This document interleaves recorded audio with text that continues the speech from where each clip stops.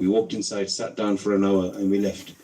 We will not be leaving with 1,000 sins that we came in with. We will put on the same shoes, coming out the same door. But this time we will have 1,000 good deeds that we didn't even do. Subhanallah. Imagine, we didn't even do these rewards. Allah is putting like for like. For each sin, one good deed. For a second sin, another good deed. We didn't even do those good deeds, but Allah has given those good deeds. And when we sit with sacrifice and we listen with our hearts, then Allah subhanahu wa ta'ala will give us two big benefits. Two big rewards Allah subhanahu wa ta'ala gives. Allah mentions in the Quran that if we listen very, very attentively, الَّذِينَ يَسْتَمِعُونَ الْقَوْلِ فَبَشِّرْ عِبَادِ الَّذِينَ يَسْتَمِعُونَ الْقَوْلِ. So glad tidings for those slaves of Allah. يَسْتَمِعُونَ الْقَوْلِ. They listen very, very attentively to the speech. What speech? Speech of dunya? No. Dunya in the sight of Allah is not even equivalent to the janahu ba'uda, the wing of a mosquito. So what has value? The speech of Allah and His greatness. The speech of the deen, which is the most beloved thing in the sight of Allah, that Allah tolerated the slaughter and the martyrdom of hundreds and thousands of prophets for the sake of this deen. He tolerated the beating and the bleeding of Rasulullah sallallahu alaihi wasallam for the sake of this deen. All these prophets were sent to uphold this deen. When we talk about this deen, when we talk about that Allah, then upon listening carefully to that speech, وَيَتَّبِعُونَ أَحْسَنًا, we make intention to bring into our lives everything we hear. So we're not just listening for the entertainment of our ears. We're not just listening because it's something nice to do or good to do or rewarding to do. No, we're doing it with the intention to bring it in our lives. Then Allah will give two things. أُولَٰئِكَ الَّذِينَ هَدَاهُمُ اللَّهُ. They're the people that Allah has given hidayat. They're the people that Allah has given guidance to, rightly guided them. وَأُولَٰئِكَ هُمْ أُولُو الْأَلْبَابِ. And they are the people who have the right intellect. They think properly. They are the mindful people. So inshallah we sit with this intention. So my respected brothers and sisters, our sitting here is for the pleasure of Allah, for the greatness of Allah. When we sit discussing Allah subhanahu wa ta'ala's greatness, our iman will rise inside our hearts. So we must remember Allah subhanahu wa ta'ala is in control. He is our creator. He is our sustainer. He is our khaliq. No other than Allah is khaliq. He is our malik. No other than Allah is malik. He is our razik. No other than Allah is razik. He is ma'bud bin haqqin. There is none worthy of worship except Allah. Allah is the controller, the sustainer. He is the doer. He's a planner. He's a planner of all plans, the decider of all decisions, the king of all kings. He's the first with no beginning. He's the last with no ending. He is magnificent and exalted. He is grand and great. We are small and significant. He is the provider. We are provided. He is the maker. We are the made. He is the creator. We are the created. He is the owner. We are owned. He's a landlord. We're the tenant. He's the one in charge. He's the one who doesn't take any rest. La sinatun wa la nawm. He doesn't sleep. He doesn't slumber.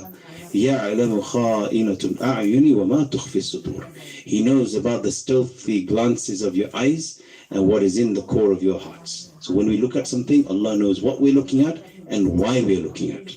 Maybe people of the world, they can see that we're looking left, looking right, but they don't know what we're looking at, what intention we're looking with. The mother can spot the child looking this way and that way, but the mother can never tell exactly what is going on through the mind of the child, even though it's her own child. Allah subhanahu wa ta'ala knows us better than our mothers, better than our fathers. He knows of our thoughts better than we can think them. He knows of our feelings better than we can feel them. He knows how our emotions are better than we can describe them. وَمَا تُخْفِي الصُّدُورِ. And that which is hidden in your hearts, Allah knows. Allah knows. We can't hide from Allah. لَا تَحْسَبَنَّ اللَّهَ غَافِلًا. Allah subhanahu wa ta'ala is Al-Hayyul Qayyum. He is alive and He is upright. He's attendant. He is attending. He's awake. He's alert. He doesn't sleep. He doesn't rest. He doesn't take a break. He is completely aware of the whole of His creation. There is no portion in the creation that is absent from Allah's control. فَإِذَا أَرَادَ شَيْئًا أَن يَقُولَ لَهُ كُن فَيَكُونَ. So when Allah wants something to happen, He says be and it becomes.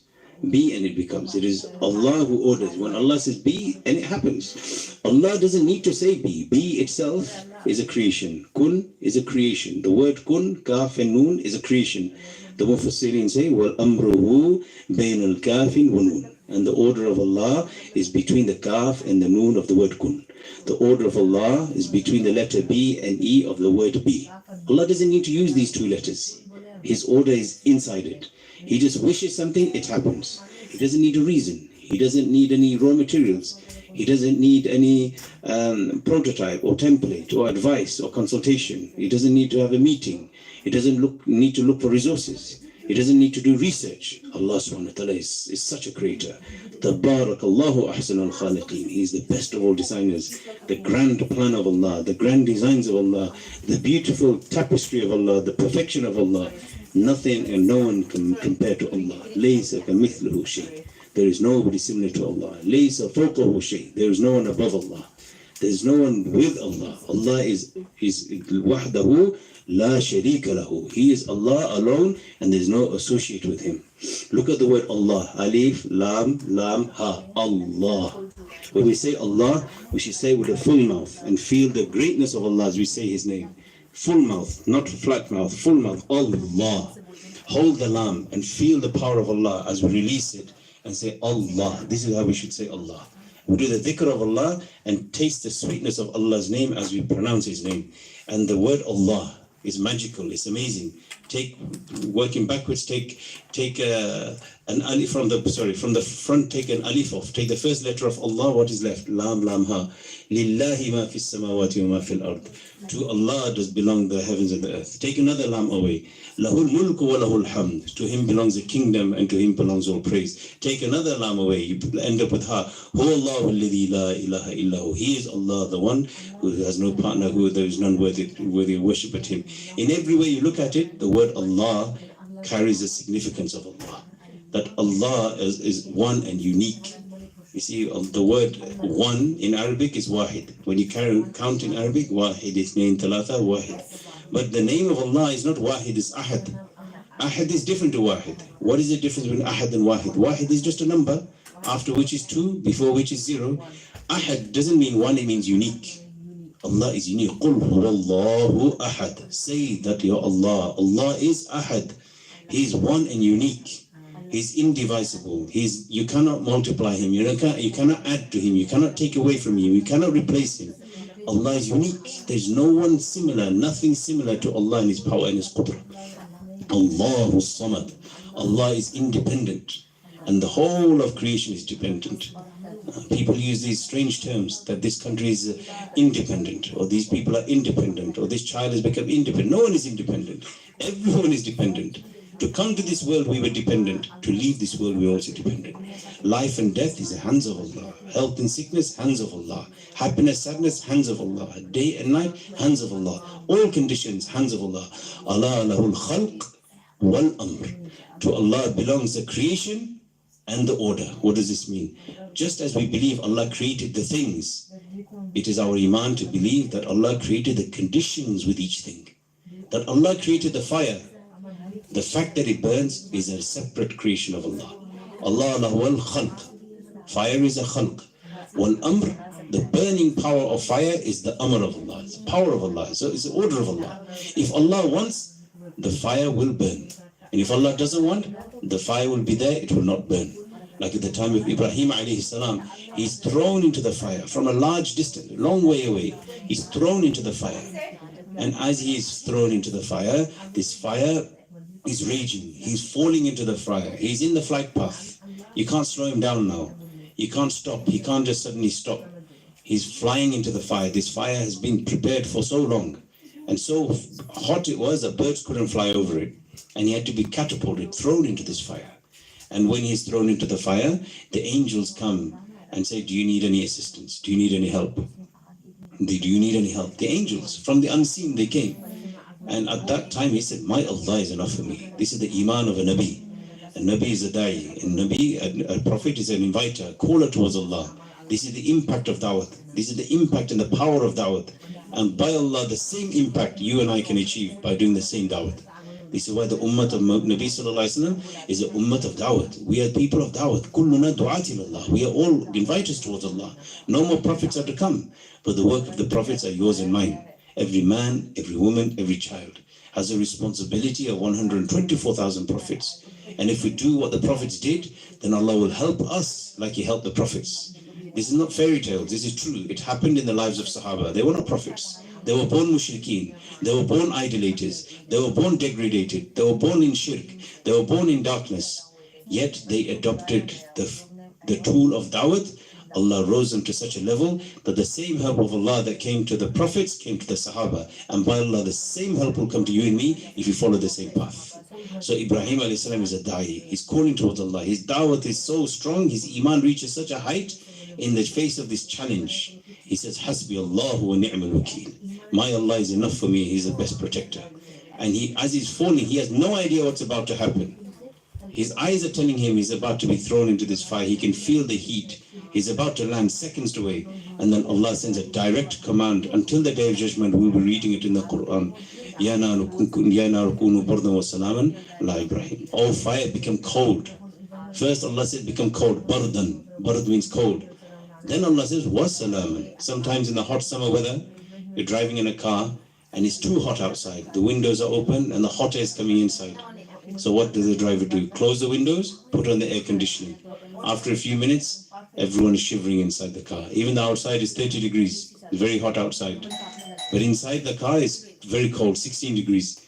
So the passengers, they say to the driver, please, switch the AC off or turn it down or adjust the temperature. This is called wasalaman. Make it comfortable. Allah didn't just say, oh, fire become cold. Allah could have turned the fire into ice. He didn't. He said, become cold, but not too cold. Make it comfortable for my Ibrahim, for my Khalil, for my friend. Because he gave so much da'wat. His iman is such at a high level that he's my friend now. And the same wilayat, friendship of Allah, are for the people who acquire taqwa and do the effort of da'wat. And so the fire became cool.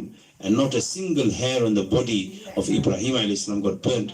And for 40 days and 40 nights he was fed the fruits of Jannah inside that fire. And later on when he was asked, he said, the best time in my life were those 40 days and 40 nights. That chilla I spent in that fire was the best chilla of my life. Even though the ropes that tied his hands were burnt, but his body was saved. This is why the ulama, they explain, Mawlana Yusuf Rahmatullahi, one of our great scholars, he used to explain that when you give da'wat against the creation, then that creation will be taken out of your heart and it will be put under your feet. When you give da'wat against the creation, when we do negation of the creation, then that creation will be taken out of the heart and will be put under our feet. Which is, this work of da'wat is a prescription for the subjugation of the entire creation. That he gave da'wat, and the fear and the effect and the influence and the power of the fire was taken out of Ibrahim a.s. and it came to serve him. It became a garden of paradise for him. Namrud, who was a tyrant at the time, the king of the time, is the king of the whole world. And he had his policy to abolish and destroy and break down Ibrahim a.s. He did all that he could. He even tried this fire, for example. Ibrahim a.s., he had no effect of Namrud. He had no effect of this king, of this president, prime minister, this superpower. He had no effect of it. Because of his da'wat, Allah took out the effect of the creation, meaning Namrud came out of his heart and Namrud came under his feet. So much so that we know the story that Namrud was destroyed sitting on his own throne. Namrud, he was destroyed sitting on his own throne. So this policy and this zabta, this formula is until the day of judgment. That when we take the work of the prophets as our work, then Allah will help us and serve us and provide for us like he helped and served and provided for the prophets, the Anbiya alayhi salatu wasalam. So provided we stand up on da'wat. Da'wat is that tool. Da'wat is that power. Da'wat is that skill. It's the best of professions that was given to the prophets. You see, if there was any profession better, if being a doctor was better, then the Prophet ﷺ would have been the best doctor. If engineering was better, then he would have been the best engineer. If any other trade or profession was better, he would have been the best in that. But he was the best da'i ilallah, he was the best inviter. His worry and concern for the ummah was until his last breath. His first day he became Nabi of Allah, first day he was given Nabuwwat. What did he do? First thing he did, he went to his wife Khadija radiallahu anha. The first amal of Nabuwwat was Tasheel Quran, with Tajweed Halqa. The ayats of Iqra were revealed. He took these ayats and he recited it to his wife, and they recited to one another. This is amal of Nabuwwat. Doing Quran Halqa in the house is an amal of Nabuwwat. This is the amal by which Umar radiallahu anhu, he softened his heart when he went with a sword to go and kill the Prophet sallallahu alaihi wasallam. He went out with the worst intention to do the worst of acts, to assassinate the Prophet ﷺ. And when he went, Sa'ad bin Abi Waqqas stopped him in his tracks. And he said, why are you going there? Sort your house out. Your sister has accepted Islam. He went to his sister's house, Jamil, Fatima bint Khattab radiallahu anha, found out that she had accepted Islam. He beat her and smacked her and hit her and pulled her hair. And then also her husband was there. He did the same to them. And then eventually he saw that the pages of Surah Taha, the Quran was there. And as we know the story, he tried to touch it, and his sister said, look, you're unclean, go and wash yourself before you touch it. And said, oh my brother, oh Umar, do what you like, we're ready to die for this deen. They were ready to give up their lives. They were ready to break their families' ties for upholding the deen of Allah subhanahu wa ta'ala. And then the halqa of Quran that was happening, the light of that, the nur of that changed the heart of Umar radiallahu anhu, and he rose to a level where Nabi sallallahu alaihi wasallam said, if there was any prophet to come after me, it would have been Umar. So the same halqa was happening in the house of Khadija radiallahu anha. Whatever ayats were being revealed, they were being recited in the houses. So Rasulullah sallallahu alaihi wasallam went to his wife, Khadija radiallahu anha. He recited these ayats. He explained what had happened. He was shivering, he was shaking, he was frightened. And Khadija radiallahu anha, she was the first person to enter Islam. The first person, first Muslim in this ummah after, from Nabi sallallahu alaihi wasallam was a lady, Khadija radiallahu anha. And she supported him, and she was there for him. She helped him. And from that moment, he said, Atul firashi, roll up my bedding now. La rahata ba'd al-yawm. There is no rest for me after today. And for 23 years, 2 months and a few days, continuous, he made effort. The Sahaba, they said, كان النبي صلى الله عليه وسلم متواصل الأحزان دائما في الفكر ليست له راحة وله طويل سقط. He was a man stricken with grief. Continuously, he was in fikr, worry, concern, and sadness. For him, there were long periods of silence, and for him, there was no rest. Daily, he used to go out. His only mission was to bring people away from the hellfire, bring them to Jannah. That was his only mission. He said, Jabir radiallahu anhu says, the Nabi sallallahu alaihi wasallam said, my example to you people are like a man standing in front of a fire, and the insects are flying into the fire because they're seeing the dancing flames. Just like the people of this ummah, you and I, we are seeing the glitter and the glamour of the world. And so we're rushing into it. Little do we realize, like those insects, that going into these dancing flames will end up in destruction. So he's saying these insects are flying into this fire, and I am there trying to stop them entering into the fire. In another narration, he said, I am grabbing their hips and holding people back. The ulama explained, why did he use the word hips and waist? Because that is a central core part of the body. When you can grab someone's finger, hand, arm, shoulder, neck, leg, foot, but you don't get the full control over that person as you do when you grab onto the waist. You know, even a toddler, you have to stop them running up the stairs, stop them running out of the house or running here and there. What do? You grab them by the waist. You grab them by the hips. He said, it is as if I'm grabbing your waists. I'm stopping you to go entering into the hellfire. And on the day of judgment, he will be worried about this. The whole of the ummah, the people will be saying, Ya Rabbi, nafsi, nafsi, oh my Rabb, save me, save me. Even the prophets. Even Ibrahim alayhi salam, Musa alayhi salam, Nuh alayhi salam, Adam alayhi salam, Isa alayhi salam, all the ulul azm, all the great prophets, every single one of them.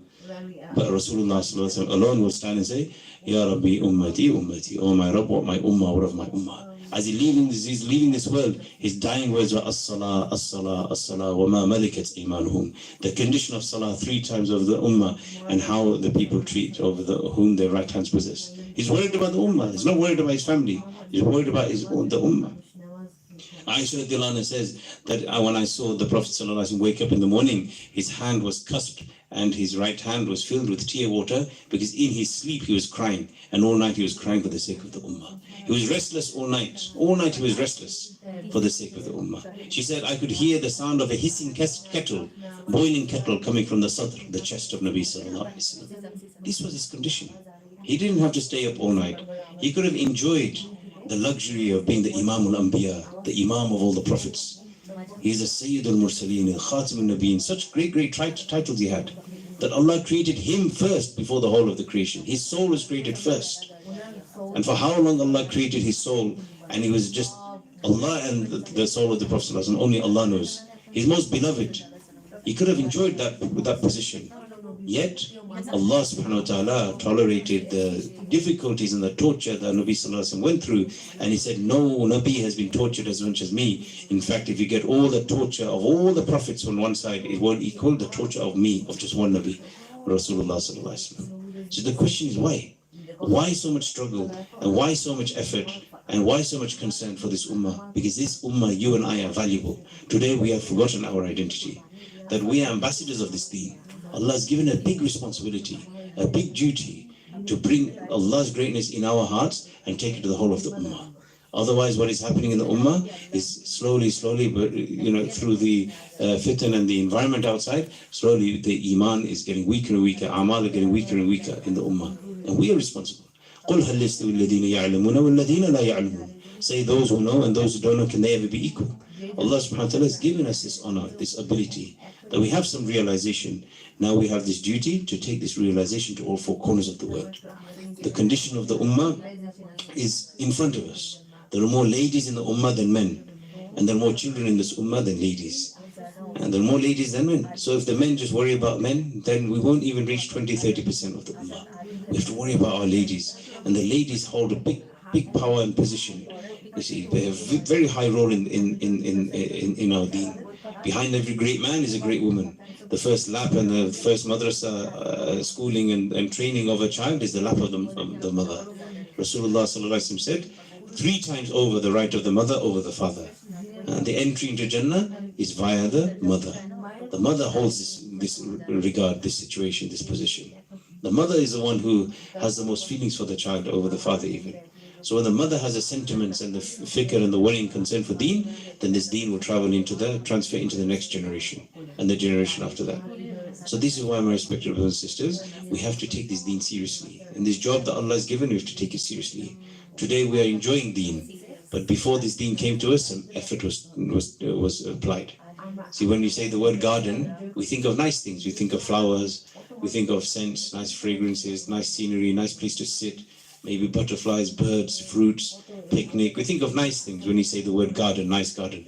But if you add 3 letters, gardening, ing, gardening, then straight away our image changes. We think of digging, mud, we think of difficulties, sweat, dirt, messy house. We think of all of these difficulties. But the question is, can you get this nice garden without that difficult gardening process? Can a garden exist without gardening? No. Just like that, a garden cannot be maintained without gardening either. Nobody comes and plants the weeds come themselves. So similarly, without the effort of deen, there is no deen. And when there is deen, an effort of deen is stopped, then that deen will die as well. When the effort of deen took place, then the children of mushrikeen became Sahaba. When the effort of deen stopped, the children of Sahaba left the deen. Just a few months ago, we were in Mexico. We were in the path of Allah. First Jamaat from UK. We went to Mexico. And we went to one town, Aguascalientes, about 8 hours away from the capital. And over there, one local brother said, look, there's an Arab here who is connected to Rasulullah sallallahu alaihi wasallam. So many people claim they are Sayyid, and we thought, okay, let's go and see him. So we went to see him, and he actually showed us his shajara, his tree. And he said, look, my family, every man is called Muhammad. So I said, yeah, every Arab is called Muhammad. He said, no, we are just Muhammad and nothing else. There's no title or any kunya after that. It's just Muhammad, that's it. So my father, my grandfather, my brothers, my uncles, everyone is called Muhammad all the way up. So I said, what about your son? Do you have a son? He said, yes, my son is also called Muhammad. So we asked him, look, can we see your son? He said, my son, he's not Muslim. He married a Mexican, meaning this Muhammad we met, he married a Mexican. 17 years he's been living there, no salah, no masjid. He doesn't know there's a Muslim in that town. And he said, my son, he won't see you, he's not Muslim. But we kept his name Muhammad. How can this happen? The pure blood of Rasulullah sallallahu alaihi wasallam, how could it become impure? How could it become polluted and contaminated? How is it possible? That Rasulullah sallallahu alaihi wasallam we just heard so much about just now, how could this happen? Because effort of deen stopped. Just having deen is not enough, my respected brothers and sisters. Becoming a hafiz and a hafiza, an alim and an alima, and what do you call it, practicing our deen is not enough. We will be questioned about the next generation. We will be questioned about what's happening around us. One man, he used to worship Allah so much So much he was pious, so pious he was, that Jibreel alayhi salam said, "Oh Allah, this man hasn't disobeyed you, litarfata ayn, for the blinking of an eye." Allah subhanahu wa ta'ala said, "Oh Jibreel, destroy the whole town. Lift it up, crush it down, destroy all of them." Very harsh hadith, we could say. You know, the concept here is very harsh. But look at the lesson in this hadith. That this man was from Bani Israel, he wasn't from this ummah. He was from the times of other prophets. He wasn't mukallaf of dawat. He wasn't required to give dawat. But look at what the hadith mentions. Allah says, destroy the whole community, the whole town, lift it up, turn upside down, crush them and finish them. Jibreel alayhi salam objected. Objected meaning he questioned, not objected, sorry. He questioned, Ya Allah, there is a man here who hasn't disobeyed you for the blinking of an eye. So who is bearing testimony? Who is witnessing the piety of this man? Another person? The man's wife? The man's children? The neighbor? No, the angel, the archangel, the head angel, Raisul Malaika, Jibreel alayhi salam. He is giving the certificate that this man hasn't disobeyed you for the blinking of an eye. Allah says, start with him first. Destroy the community, but start with this man first. Jibreel alayhi salam is perplexed. He asks, why, Ya Allah? Allah subhanahu wa ta'ala replies to the nearest meaning, because the color of his face did not change when he saw the disobedience happening around him. So my respected brothers and sisters, we have to understand that yes, we are practicing our deen. Allah has given us the ability to come to gatherings like this. We may be on 5 times salah, we may be doing umrah every year, every other year, we may be doing khatam after Quran every month, every few months. We may be fasting Ramadan, memorizing Quran, attending classes. And mashallah, there's so many facilities for deen in this area. We have all this under our belt, but it's not enough. Weak iman can get us to practice the commandments of Allah, but weak iman will not save us from sins. It's only the strength of iman that is cooked through dawat, baked through dawat, that will save a person from the sins. And this is the iman that is matloob. This is the iman that is wanted. Today we have iman mawjood. The iman that is present is different to the iman that is wanted. There is a big difference. Iman mawjood and iman matloob. Iman mawjood is the iman we have. And everybody is satisfied with the iman because they compare the iman to the non-Muslims or the weak Muslims. They say, oh, I'm a Muslim, or I pray, or I look, so-and-so is not even Muslim, so-and-so doesn't pray, so-and-so doesn't doesn't wear scarf, so-and-so doesn't do this, doing that. Because we are comparing to the awam, we are happy with iman mawjood, we are happy with the existing iman. But we need to compare with iman matloob. We need to compare with the iman that is wanted. And what is the iman that is wanted? Rasulullah sallallahu alaihi wasallam said, من قال لا إله إلا الله مخلصا, whoever has said لا إله إلا الله with ikhlas, with sincerity, دخل الجنة, has entered paradise. وقيل وما إخلاصها, and they asked, Ya Rasulullah, what is the sincerity of the kalima لا إله إلا الله? قال عن تهجزه من محارم الله, that this sincere iman, this pure iman, the iman that is matloob, the iman that is wanted, will save you from the forbidden things. So we ask ourselves, is our seeing halal? We eat halal food. Many of us, we try very hard to make sure that every morsel is halal. We make sure that the source of the food is halal. But the question is, what about the income buying that food? What about the things we say to acquire that income? What about our clothing? Is it halal? Our looking, is it halal? Our listening, is it halal? You see, our thinking, is it halal? So we have to bring our whole lives onto the obedience of Allah subhanahu wa ta'ala. This is the iman matloob. And to acquire iman matloob, we need to look at the Sahaba. Our hadaf and our target is Sahaba. What was the iman of Sahaba? This is what we compare to. And the way to acquire iman is through the ways of Sahaba. There is a special way, there is a modality, there is a methodology, a manhaj and a system of acquiring iman. Today, until now, we have read iman. We have read it in a book, in a pamphlet, in a qaida, in a maktab, a book, or on a website. We've read iman. We've read the words of iman. But we haven't learned iman. Sahaba used to say, تعلمنا الإيمان, ثم تعلمنا القرآن, ثم يزدادنا الإيمان. First we learned iman, then we learned Quran, then our iman was boosted. So we have to learn iman. And iman is not learned in a 5-minute lesson or a 1-hour lecture or a few classes or a crash course or a special course online. Iman is learned through the system of the sunnah of learning iman. Sahaba learned iman in the halaqah of iman. Halaqah of iman is halaqah of ta'aleem, halaqah of angels. So every single day we should all make intention to establish the halaqah of ta'aleem in our houses, according to how the Sahaba radiallahu anhum did.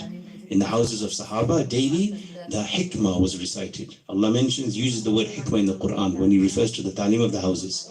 That the ladies should stay in their houses, and in their houses they should discuss the hikmah, meaning the wisdom of Nabi Sallallahu Alaihi Wasallam. They should recite the Quran to one another with the family members. This is the order of Allah in the Quran.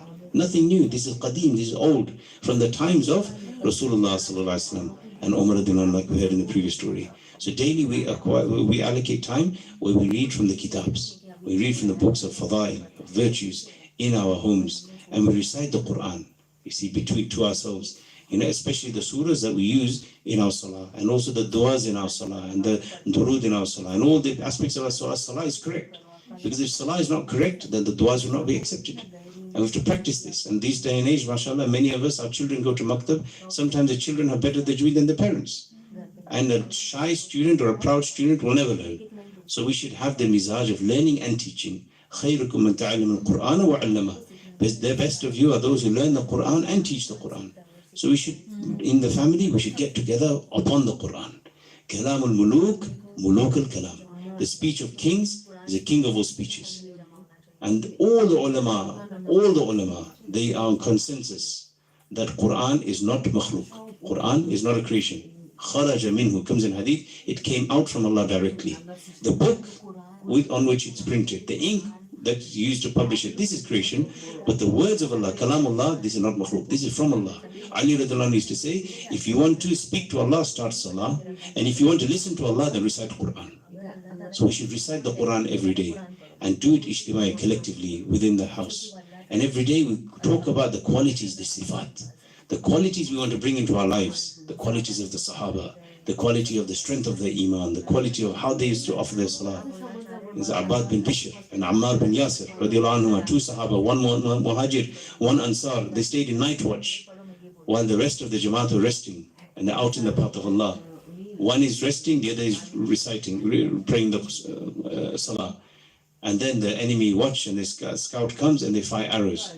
Arrow after arrow is landing on one of the Sahaba. And in his salah, all he's doing is pulling the arrow out, throwing away. And eventually blood is gushing from his body and he breaks his salah. He finishes his salah. And then he wakes the other one up. He said, what has happened to you? And he tends to his wound. Why didn't you wake me earlier? He said, because of the sweetness of salah. It was only because I was worried about the risk on the life of the Prophet ﷺ, otherwise I would have continued my salah. They were in complete anesthesia through salah. No awareness of what's happening around them. This level, these stories we need to discuss, that how salah should be offered. And we need to discuss the quality of gathering the knowledge that takes us to the worship of Allah. Knowing what Allah wants is ilm, and doing what Allah wants is dhikr.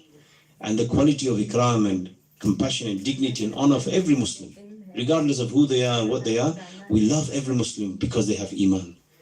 And we have ikhlas, sincerity in every action for the sake of Allah. Ikram is to look for the goodness in everyone else's faults. And ikhlas is to look for the faults within your own goodness. To consider others better than us. And to have the concern and worry of the Prophet ﷺ. As a lady, I'm responsible for all the men of the ummah. As a man, I'm responsible for all the ladies of the ummah. It's easy for a man to think I'm responsible for the men, the child to think I'm responsible for the children, and the women to think I'm responsible for the women. Every woman is responsible for the entire ummah, as is the man, as is the child. To acquire this fikr and concern, we need to strive in the path of Allah, make tashkeel. Every day within our houses, make tashkeel. How else is it possible? The Khansa radiallahu anha, reciting the last ayat of Surah Al-Imran, reciting poetry, sends her son one after the other, 4 sons out in the path of Allah, and she's thanking Allah that they become martyrs. How else is it possible? Tashkeel happened at home. The mother tashkeel the children. Tashkeel means encouraging to go out. Young children used to present themselves to the Prophet ﷺ. Ya Rasulullah, I'm tall enough, look at me. They're tiptoeing, standing on their toes. I'm tall enough, send me in the path of Allah. How else is this possible? Because in the homes of Sahaba, tashkeel took place. They used to encourage one another to strive in the path of Allah. So every day we will do tashkeel in our houses. And every day we will do mashwara. We will decide tomorrow what time we will do ta'aleem, what time we will do, who will read from the book, and who will talk about these 6 qualities. And the beauty is we have a book in front of us where the chapters are according to the 6 qualities. Muntakhab Hadith is in those 6 chapters. It's organized in those 6 chapters. So we just have to put a marker on each of these 6 chapters and every day read 1 or 2 hadith from each chapter. It will take maybe 5-6 minutes and we will become ornated. We have to ornate ourselves, decorate ourselves with the hadith. and utilize the what do you call it, the ta'aleem, the nur of the ta'aleem, so that we get the desire to come onto these actions and we refresh our yaqeen becomes strong. So these 5 parts we should try and do this is the aim. If we don't have the book, then we can go and buy the book. We can get it, from the bookshop, few pounds, £6-7 cost price, but it's the best £6 we would spend. You see, because these pounds that we spend on this book of virtues will take the complete deen bring the complete deen into our lives and our children's lives. Because our walls of our houses have holes, and filth and fitna from outside are entering. And the only way to close up these holes are by the halaqah of ta'aleem. This was mentioned 60 years ago. In those days, there was no Wi-Fi and mobile internet and other wireless connections. Nowadays, we understand that the daughter is sitting in her room, the son in his room, the father in his office, in his room, and the mother in her place. And everyone's got their device and everyone's receiving signals from outside. So how can we take away the attention of these devices that are distracting us from Allah by halqa of ta'aleem? Even if we start 5 minutes a day. 5 minutes a day, it will grow 10, and a point will come, if we try to do all these 5 parts, that even half an hour isn't enough. We'll be doing 40-45 minutes. And the family will gel and unite. The ummah will not unite on anything apart from the sunnah. This is practical. Then ummah will not unite on any other issue or agenda or any other personality apart from the sunnah and the seerah of the Sahaba radiallahu anhum. And similar goes with the house. Because as the children grow up and they grow into their personalities, everyone will go their own ways.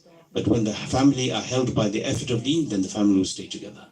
So we all make intention, inshallah, to do ta'aleem, attend the weekly ta'aleem, and also send our men to the masjid. Send them to the masjid. One lady, she's cooking food. Her husband or son or brother is about to leave to go to the masjid. She says, "Oh, where are you going? Food is warm, food is ready." That poor man who is about to go to the masjid will take off his shoes, take off his jacket, close the door, miss his salah to eat the food. The same lady could say that you're going to the same lady could say to her menfolk that, "Look, go to the masjid first. Food is being prepared and we'll eat together after you come back." Just a few words of the lady. She's sitting at home. She gets every step reward of her husband or brother or menfolk to the masjid. She gets reward. Whoever prays Fajr Salah in congregation, they are in the responsibility of Allah. This is for the men to pray in the masjid. A lady can't go and get this reward, but she can get 4 times the reward. She can send her father, she can send her brother, she can send her husband, she can send her son. These are 4 direct relations. She also has mamas, mom's brothers. She has chachas, father's brother. She has nephews maybe. You see, brother's son, sister's son. She has maybe grandfather, maybe grandson. Depending on her age and her family, she may have up to 12, 14 relations. And these men don't have to live in her house. They could be living in another country. And a lady who's really worried, she'll work out the time difference and think, okay, Fajr in America is this time. I have a relative in America, I have a relative in Australia, I have a relative in India, I have a relative in Bangladesh, I have a relative in this country, that country. And then she works out, okay, Fajr time for these men, my own men, will be at this time. And she can call them. She make fikr, she can make dua. She sitting in her own house without putting her shoes on is getting the reward and getting the promise of Allah and getting the responsibility of Allah, protection of Allah up to 10, 15, 20 times because of her fikr. Because it said, "Man dalla ala khairin falahu mithlu ajri fa'ili." The one who calls to good gets the reward of that good. There's no condition that you have to be a man to do a man's action. You have to be a man to call to a man's action. You have to be a female to call to a female's action. One lady can get the reward of the entire ummah. And she encourages her menfolk to go in the path of Allah. Go for performance in the path of Allah. There is so much taqaza and demand to go all over. We went to Mexico. The first day we landed, one person accepted Islam. He's the one and then the next Jamaat from London they just came back a few days ago. This person who took Shahada on our Jamaat in July, he spent most of the time with that second Jamaat, and through him another 15 people took Shahada. And 90% of the Muslims in Mexico are reverts. 90%. And 70% of the reverts are females. And the females we can't speak to as men. We were in one masjid in Morelia, about 8 hours north of Mexico City, and a group of ladies came. Somehow they found out the Jamaat had come. We were 6 men. So they came and said, "Look, we understand we can't be with you, we can't talk to you, right, as in we can't sit with you. But please, we know there's a room upstairs. If you allow us, we will stay in that room. We will keep the door closed, but just a little bit open. And we want to just listen to what you are doing all day. So how could you turn away these ladies?" So we said, okay. They stayed in the back room and we did ta'aleem, we did teaching, learning, we recited Quran to one another. The amal of da'wat, we did all of those. And they spent the whole day staying in that room. And then they understood Parda, even though they were all reverts. And they used to write in Spanish in pages and just send it under the door. A few questions they had. And then the last thing they said is, when can you please send your ladies to visit us? We want to learn from them. So these countries are desperate. Latin America, South America, Mexico, even Europe, you see, desperate. Just last week we were in Germany and we were in Munich, and there was a Jamaat that came from Austria, from Wales, Turkish brothers, 6 brothers with their wives and some of them with their daughters. And they traveled 300 kilometers just to come for 3 days. And there was so much snow in the Bavarian Alps that the car got stuck in the snow even. But they didn't stop, they didn't turn back. They said, our tashkil is made for Germany, for Munich, and we'll go there because there are sisters who are experienced. They will help us to learn it. This is the sunnah of the Sahaba. So there are sisters waiting. And when we met the men of the Jamaat, they said, when are you going to send Mustara Jamaat? They were from Austria. They said, our Jamaat has come out because the England Jamaat came, ladies Jamaat came last year from England, and they encouraged us. And since they left, we've been going 3 days every 3rd month. But we need a number more Jamaats to come. So we need to get ready for these countries. We need to get ready to go all over the world. But for this, we need to start off with the ladies. We start off with 3 days. Those who have not been for 3 days, make intention. Look how much tolerance we do for dunya. So much we do for dunya. Imagine a restaurant owner, right? Somebody comes with the dish and says, excuse me, there's hair in the dish. Sometimes it happens, we're human beings, the hair falls in. So then what does the restaurant owner do? Does he shut the shop down? He says, oh, sorry, I'll close down, I'll sell the shop tomorrow. What will he do? He said, okay, have a full refund, I'll give you a new dish, I'm really sorry, it won't happen again. He's worried about his reviews more than the criticism. This is what the people of the world do. They continue with their purpose. They don't get affected by criticism. But when it comes to this work of deen, oh, it's too hot, oh, it's too cold, oh, it's too tight, oh, it's too this, oh, it's too that. And then we leave it. Why? Because the maqsad, the purpose has not been put in front of. The restaurant owner, business owner has yaqeen that through this business, every need of my life is fulfilled. We need to have yaqeen that every issue of my life will be sorted and succeeded in this world and the hereafter through the work of da'wah for which I was created. Many of us, we work with patients, for example. They say so many things. Do we give up our practice? People are solicitors and they have professional jobs and their clients say so many things. Do they give up their practice? No, they don't. So our profession and our job is da'wah. And we will go through the difficulties, remembering the difficulties of Sahaba. They used to eat moist leaves in water and chew on that. Tie stones to their stomach. They used to sleep in the open field outside. They used to ride on camels and horses, not on nice, comfortable cars. They used to go on these rafts, not on big ferries and ships. And they used to walk barefooted. But they never left the deen of Allah. And Rasulullah sallallahu alaihi wasallam, he said that if you put the sun in my right hand and the moon in my left hand, I still will not give up this effort. The Sahaba did not give up this effort. They continued. Deen was not spread like butter on bread. Sahaba gave everything till they were dead. That's how it was. They gave everything. They sacrificed their children, their watan, their birthplace. The most difficult thing was to sacrifice the Prophet ﷺ. Abdullah bin Rawaha radiallahu anhu is sent in the path of Allah in the morning of Friday, and he is told with the Jamaat, his group, that so-and-so will be Amir. If he passes away, Ja'far radiallahu anhu will be Amir. If he passes away, then you will be Amir. And when you pass away, then the Jamaat will make mashwara and they'll make the 4th Amir. So he heard this and he realized, I will definitely pass away. Why would the Prophet ﷺ say like this? So he told the Jamaat, you lot go forward, I have a fast horse, I'll reach you later. He stayed back to pray Jummah Salah in Masjid Nabawi, behind the Prophet ﷺ. 3 big reasons to stay back. Medina Munawwara, Jummah Salah, behind Nabi ﷺ, and last one.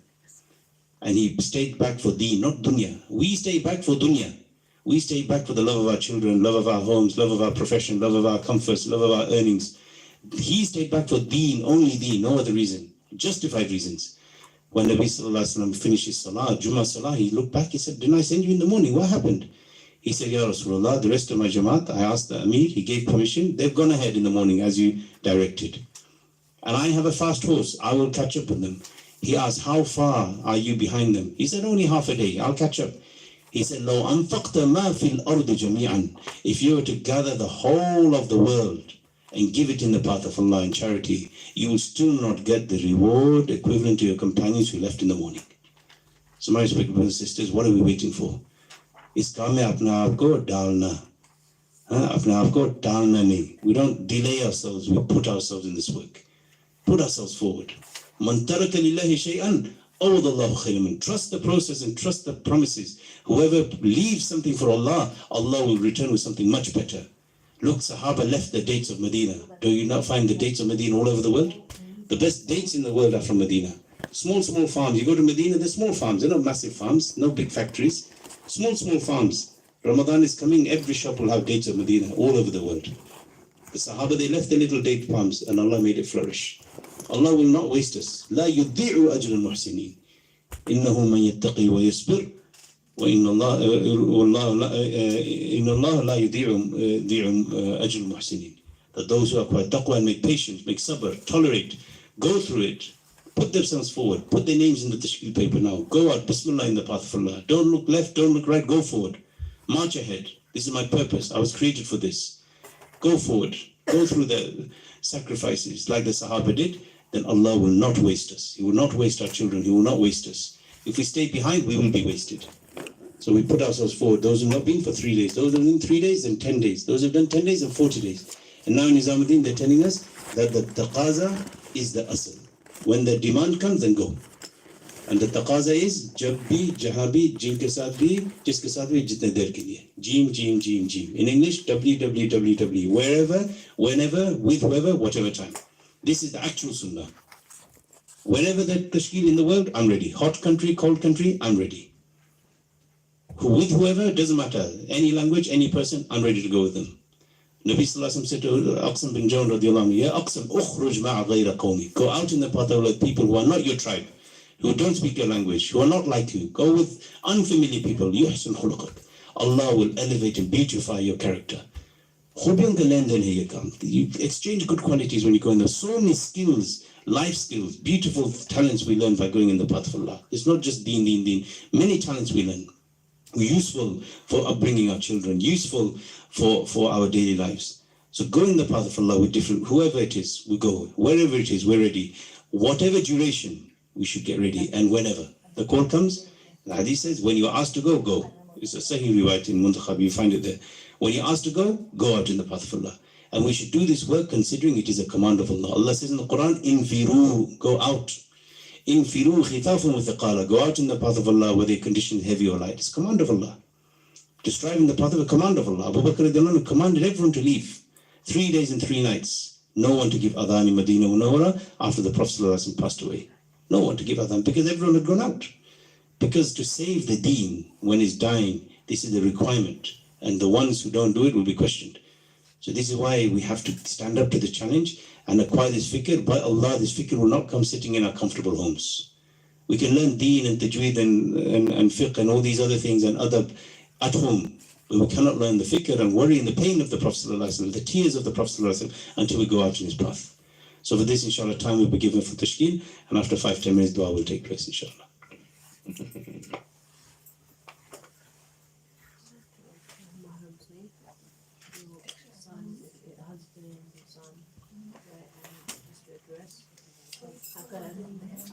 घर के बारे में ताकि हमारे जो मर्द है ना वो ये नियत है सिर्फ नियत है और मर्द शायद पास जा करके हमारे साथ मुलाकात करो मस्जिद में आओ मस्जिद की तरफ बुलाओ और ये सिर्फ इंटेंशन है 3 दिन लिख सकते हैं सिर्फ नियत है कबूल करने वाला अल्लाह सुब्हानहू व तआला है तो हम हमारी नियत है हर एक कुरान में हर एक जो अल्लाह से दावत देते हैं बयान करते हैं उसका तशकील होता है तो नियत होता है हम इस पर नियत रखें